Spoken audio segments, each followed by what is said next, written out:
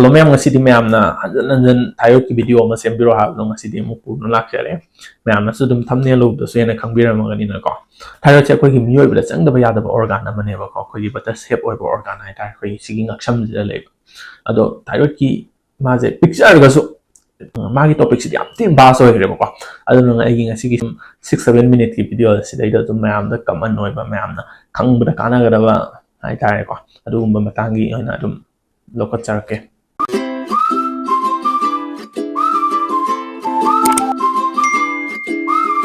aduna ahambada ngasagi thyroid se magi mathau je kaino harga ngasagi thyroid hormone putopa hai tare ko koi gi ngasagi iodine hum yawa T3 hai tare ko triiodothyronine aduga T4 harga na iodine molecule mari yawa hai tare thyroxine hormone putopa sigi hormone ani sigi mathau sina ne ba koi gi miyoi bra ngasagi tawraiba mayam hai tare ko samna kana body gi metabolism adagi heart rate control tawba adagi energy kai ka sungba adagi ngasagi body temperature kai ka maintain tawba kotpa adagi koi gi mood swing adagi menstrual cycle nupi da har kana sigumba mathau mayam je tawha lai ne ba ko nupi oi pisin da har ga ngasagi menstrual cycle je regulate tahon ba adagi ovulation gumba tahon ba se da thyroid ne yam chawba role ama lori adu ne ngasagi infertility gi oiba casing da so koina thyroid function gumba hana check out tawri sa hai ta adagi ngasagi pregnancy matam makta har so miscarriage gumba thokoi sa ase am wang ba ta thyroid singu kai gumba problem ne ga adagi even nangi ngasagi delivery matam dor ga so ngasagi thyroid se ngasagi fazana control tawra ga ngasagi complication gumba yam tholokpa sigumba adu sije adu ne koina ngasagi thyroid se being a small organ or so yam maru oi re je koi body gi metabolism mayam adagi function mayam je sidai da thyroid se chang da ba ya da ba hai ta ko either ngasagi thyroid se hen basu ya da ba adagi wat basu ya da ba he ga edum hyperthyroid hai ta ko adagi wat la ga hypothyroid adu dun ne ngasai koi gi thengna ba mi budi edum yaram ne koi gi mi dang dang dang zongi ga na hospital sa pa kan da thyroid function test to ga na hai je ahamba si je first investigation of choice ne ba kai ma je thyroid ki problem no oi na tra na heart ki problem no oi na rule out to na ne ba kai no ding ngasai gi thyroid sin adum heart rate se dum control to hai ta ko si je koi gi lon da palpitation hai ba ko ngasai gi sigi problem ne ngasai gi thyroid no hai lai ra na tra na heart ki ra na sigum di khang sigi rule out to ba ya nam ne ba koi na thyroid function gumba sigumba case koi na thyroid function gumba thai ahamba si me am hypothyroid to je ba ko me am na goiter ga na ha khanaw to gumba pom tho ga kanu to ko si je ma je kai pom tho rai no har ga ne sai gi thyroid gland ne sai gi hormone je maru akoi di isa da darkar le hormone je chungba ngamak ta bai ta adu na ma je chau thora ga di ngai gi hena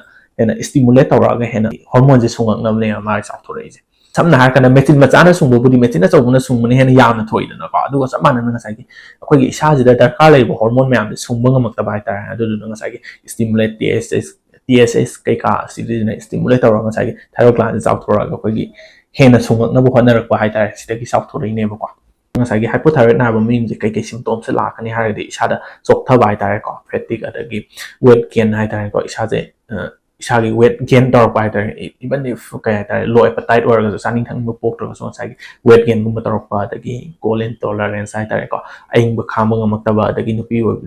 sing da har ga heavy menstrual bleeding gum ta ba sigum ba se dum thing ne ba ko ado magi maram je tai budi ma'am nei re ko adagi am common one har kan ngasagi goiter hai ta ko ko isa da iodine walak pa adagi autoimmune da har ga Hashimoto thyroiditis kan hai ko si je dum common way hai ta ado ma je dum kasu yam lu ba budi oi de ko kai no di ngasagi wat le ba thyroid hormone da pisala ga dum replacement or dum treatment se dum irai lai ba hai ta ko adu problem je as compared to hyperthyroid hai ta ko ko gi isa da hena sungjalak pa je si ne hena kitang severe oi hai ta aduga ani su ba jina hyperthyroid hai ta ko ngasagi ko gi isa da darkar le ba hormone thyroid hormone sidagi hena sungak pa hai ta si ne hyperthyroid hai ta sidai da magi symptoms se kai kai or ni har ngasagi hypothyroid to adu ki opposite hai ta ko sai heart rate kumba the respiratory rate kumba helak pai ta more than the sajida darkar life ji chang ji helak pa ta ki sada irritability the anxiety kumba sikumba ta ki insomnia hai ta ko tumba ya da ba ta ki sai weight loss oi rak pai ta ko ki chaning thang ba am pau na char ga su weight loss se dum oi rak pai ta ki heat intolerance hai ta asaba kham ngam da ba sweating kumba ta ba sigum se dum hyperthyroid ki symptoms ne hai ta adu sigum hyperthyroid se si kai de gi tholak ke na har ne sai gi grape disease ka na ko gi autoimmune oi ba condition ma lai ba yam most common oi ta am ju hena dum ꯈꯪꯅꯔꯝꯅꯤ ꯉꯁꯥꯏꯒꯤ exophthalmos ꯀꯥꯟꯅ ꯃꯃꯤꯠꯀ ꯇꯣꯡꯊꯣꯛꯑꯒ ꯁꯨꯝ ꯁꯤꯒꯨꯝꯕ ꯑꯗꯒꯤ ꯉꯁꯥꯏꯒꯤ toxic nodule ꯍꯥꯏꯇꯥꯔꯦ toxic multinodular goiters ꯍꯥꯏꯇꯥꯔꯦꯀꯣ ꯑꯗꯒꯤ solitary toxic nodules ꯀꯥꯅ ꯍꯥꯏꯇꯥꯔꯦ ꯉꯁꯥꯏꯒꯤ ꯊꯥꯏꯔꯣꯏꯗꯁꯤꯗ ꯅꯣꯗꯨꯜ ꯃꯌꯥꯝ ꯂꯩꯗꯅꯀꯣ multinodular ꯍꯥꯏꯔꯒꯗꯤ ꯉꯁꯥꯏꯒꯤ ꯅꯣꯗꯨꯜ ꯃꯌꯥꯝꯗ ꯆꯥꯎꯊꯣꯔꯒ ꯍꯦꯟꯅ ꯄꯨꯊꯣꯔꯛꯄ ꯍꯥꯏꯇꯥꯔꯦ ꯑꯗꯨꯒ solitary ꯍꯥꯏꯔꯒꯅ ꯉꯁꯥꯏꯒꯤ ꯅꯣꯗꯨꯜꯁ ꯑꯃꯇꯪ ꯆꯥꯎꯊꯣꯔꯒ ꯁꯤꯁꯤꯅ ꯍꯦꯟꯅ ꯄꯨꯊꯣꯔꯛꯄ ꯍꯥꯏꯇꯥꯔꯦ ꯑꯩꯈꯣꯏꯒꯤ ꯏꯁꯥꯁꯤꯗ ꯆꯪꯕꯗꯒꯤ ꯍꯦꯟꯅ ꯑꯗꯨꯒ ꯃꯥꯒꯤ ꯇ꯭ꯔꯤꯠꯃꯦꯟꯁꯦ ꯀꯃꯥꯏꯅ ꯇꯧꯅꯤ ꯍꯥꯏꯔꯒꯗꯤ ꯑꯦꯟꯇꯤ ꯊꯥꯏꯔꯣꯏꯗ ꯃꯦꯗꯤꯀꯦꯁꯟ ꯍꯥꯏꯇꯥꯔꯦꯅꯦꯀꯣ ꯑꯩꯈꯣꯏꯒꯤ ꯀꯥꯔꯕꯤꯃꯥꯖꯣꯜ ꯃꯤꯊꯤꯃꯥꯖꯣꯜ ꯄ꯭ꯔꯣꯄꯥꯏꯜ ꯊꯥꯏꯔꯣꯏꯗ ꯀꯥꯟꯅ ꯂꯩꯌꯦꯕꯀꯣ ꯁꯤꯒꯨꯝꯕ ꯑꯗꯒꯤ ꯔꯦꯗꯤꯑꯣ ꯑꯦꯛꯇꯤꯚ ꯑꯥꯏꯑꯣꯗꯤꯟꯅ ꯇꯧꯔꯒ ꯉꯁꯥꯏꯒꯤ ꯍꯦꯟꯅ ꯄꯨꯊꯣꯔꯛꯏꯕ ꯊꯥꯏꯔꯣꯏꯗꯁꯤꯡꯁꯦ ꯁꯤꯍꯟꯕ ꯍꯥꯏꯇꯥꯔꯦꯀꯣ ꯑꯗꯨꯒ ꯗꯤꯐꯤꯅꯤꯇꯤቭ ꯇ꯭ꯔꯤꯠꯃꯦꯟꯗꯗꯤ ꯀꯩꯅꯣ ꯍꯥꯏꯔꯒꯗꯤ ꯉꯁꯥꯏ ꯁꯔꯖꯔꯤꯒꯨꯝꯕ ꯃꯌꯥꯝꯅ ꯇꯧꯅꯩꯁꯦ ꯑꯗꯨꯒ ꯊꯥꯏꯔꯣꯏꯗ ꯁꯄ꯭ꯂꯤꯃꯦꯟ ꯑꯣꯏꯅ ꯄꯤꯔꯛꯏꯁꯦ ꯉꯁꯥꯏꯒꯤ ꯊꯥꯏꯔꯣꯏꯗꯁꯦ ꯆꯪꯗꯕ ꯌꯥꯗꯕ ꯑꯣꯔꯒꯥꯟꯅꯤ ꯉꯁꯥꯏꯒꯤ ꯁꯔꯖꯔꯤ ꯇꯧꯔ ꯂꯧꯊꯣꯛꯈ꯭ꯔꯦꯗꯅꯀꯣ ꯍꯦꯟꯅ ꯄꯨꯊꯣꯔꯛꯑꯕꯅꯤꯅ ꯀꯟꯇ꯭ꯔꯣꯜ ꯉꯝꯃꯛꯇ꯭ꯔꯕꯅꯤꯅ ꯑꯗꯨꯒ ꯊꯥꯏꯔꯣꯏꯗꯁꯦ ꯑꯩꯈꯣꯏꯗ ꯏꯁꯥꯗ ꯅꯣꯡꯃꯗ ꯗꯔꯀꯥꯔ ꯂꯩꯕ ꯍꯣꯔꯃꯣꯟꯁꯦ ꯑꯗꯨꯝ ꯁꯄ꯭ꯂꯤꯃꯦꯟ ꯇꯧꯔꯤꯁꯦ ꯁꯤꯒꯨꯝꯕꯁꯦ ꯑꯗꯨꯒ ꯃꯌꯥꯝꯅ ꯔꯦडियो एक्टिव आयोडीन की ट्रीटमेंट से तौनद्रिसे कहीं हार्डी मादी रेडियो एक्टिव ओइमिन सादा हार्मफुल ओय अदगी सागी ट्रीटमेंट जिगी तौरिंगी मनुंग जिदा ngasai angang gumba naksanba yadaba even nupi doragana adum tha taruk pregnancy oiba yadaba sigumba adum leiba haitare ko aduga sigi hypoga hyperthyroidism gose sidida karamana hena dangerous oige haragadi ngasai hyperthyroid se sidina hena dangerous oiba ko koi isada kai ngadi ko ngasai thyroid storm ama leiba ko ngasai thyroid hormone hena puthola ngasai माजे heart rate के काजे हैं कला लगा ngasai Mize एडिमिया तौरे दन को अदुगा हार्ट फेलुअर गा इवन सीएन बॉक्स माय दum yawe ko aduduna sigumba thyroid problem lay mi adum regularly check up tawiba haitare ko aina chari bi dak se control tawbra tawdabra either can be hypo oigera hyper oigera haitare aduduna ngasai thyroid storm je kana dagi so helake haragdi ngasai upper respiratory tract infection haitare ko mayamna lok thungba kan hainamda adugumba dagi ngasai thyroid surgery tawba kana fadana prepare tawtaba haitare adugumba jaki so adum oieba aduduna mayamna thyroid की surgery तब कान मैम याम तीने section भी देजे कहीं नो दे एक्सपीरियंस लेबा सर्जन अमने तब भी बाइटर सी ककी थायराइड स्टोन ककी वाज नतन नसागी कोई सागी थायराइड ग्लैंड सी जिंग मनिंग द पैराथायराइड ग्लैंड मरी खक यावरी पियर अनी का सी अखोई की सादा ngasai कैल्शियम मेटाबॉलिज्म गुम कई गुम से सिते न मतेंग पांग तैने बको सिजे ngasai थायराइड सर्जरी की मतुंग इन ngasai हेमी थायराइड तौगेरा दे टोटल थायराइडेक्टोमी तौगेरा सिते द ngasai टोटल थायराइडेक्टोमी तौगरा फगरे को अदु नतबिदा हेमी गुम्बा कईगुम्बा तौरगदी ngasai पैराथायराइड ग्लैंड से सेप तौदबा यादे नत्र तारदी ngasai कैल्शियम मेटाबॉलिज्म जो अमुक मुक सोरेक तैनी दनको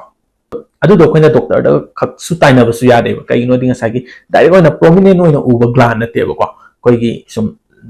लमसम दाइ तारे को सिसे ओइरम याय हार प्रिजर्व तौर थमम दैनेबा कईगुम्बा सर्जरी तौरगदे अदुदुन हेना एक्सपीरियंस लेबा सर्जन आइदि अदुम तोइना सर्जरी तौरमिना ngasai सिसे ओइरम याय ना अदुम खाम दैनी दनको अदुदुना ngasai सर्जरी तौबा कांदा सिजेमा अदुम खितंग सेक्शन भी बाय तारे तो सी मांगेना अदुम कैसु कनो तौबदि नतेको अदुम ओरली कोइ अदुम कैल्शियम दे विटामिन D3 कई का अदुम सप्लीमेंट तौबा याय ना अदो इसादो ओइना सेप तौरगदे अदुदुन हेना फैदनको अदुदुगिनिदा अदुगा सर्जरी तौबदा अतोप कंडीशन कॉम्प्लिकेशन मा हारगनि ngasai रिकरेंट नर्व से इंजुरी तौगी बाय तारे अदुन अखोगी वांगांगबदा खोन सेलंग बाय तारे को अखोगी थायराइड सर्जरी तौब लोर मतुंगदा अदगी नाम खत सोबुदी केम काइते को अदुम बॉयस सिदी दुम कनो तौरे को अदुम इसै सपकुंबा मी गुमना अदुना कंडीशन अमा लेचरे को अदुना तबिदा बायलेटरल हाय तारे को नाकन अनि मा हाय तारे को येट को ओइगा अनि मकिन हाप सोबदी ngasai सिदी लाइफ थ्रेटनिंग वे को